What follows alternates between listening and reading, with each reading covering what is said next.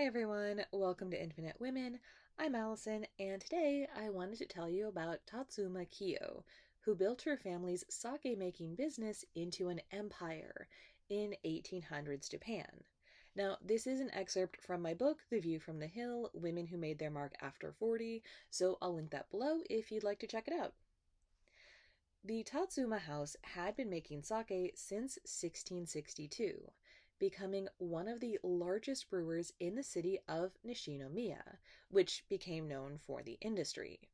Nishinomiya spring water was even sold to other brewers for the value of its unique mineral properties, high in calcium, phosphorus, and magnesium, and low in iron. Born in 1809, Tatsu'uma was an only child, and so her husband assumed control of the family business when her father died in 1842. When she became a widow in 1855, Tatsu'uma took over running the brewery, Hakushika.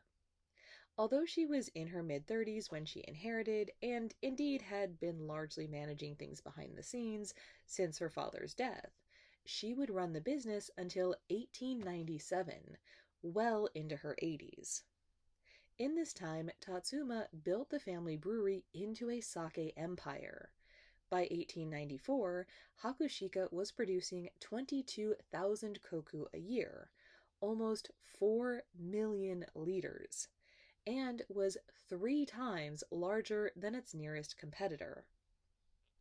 As the power behind the proverbial throne, she also trained her eldest son and daughter-in-law as the public-facing figureheads, likely because a woman seen to be publicly succeeding in business at the time could be an embarrassment to her family.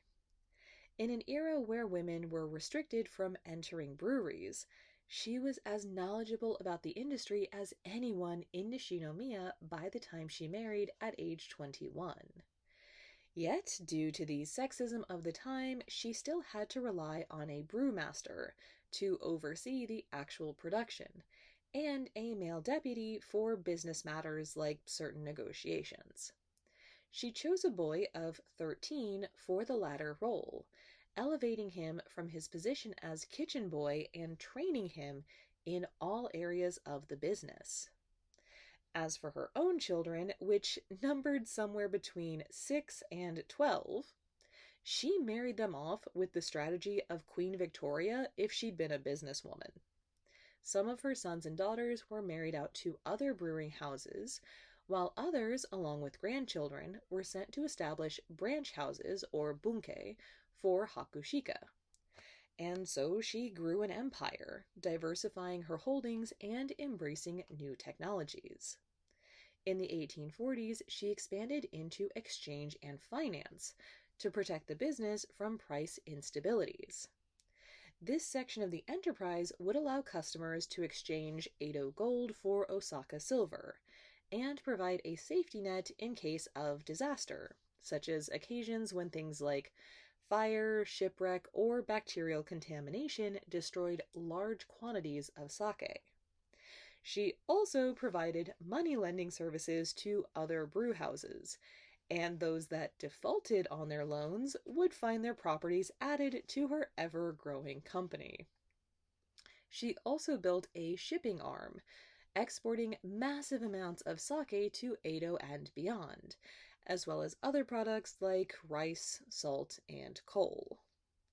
At the time, social custom allowed women to publicly manage businesses for up to 3 years, but Tatsuma's daughter-in-law Taki was the public face of Hakushika for 7 years after her husband died.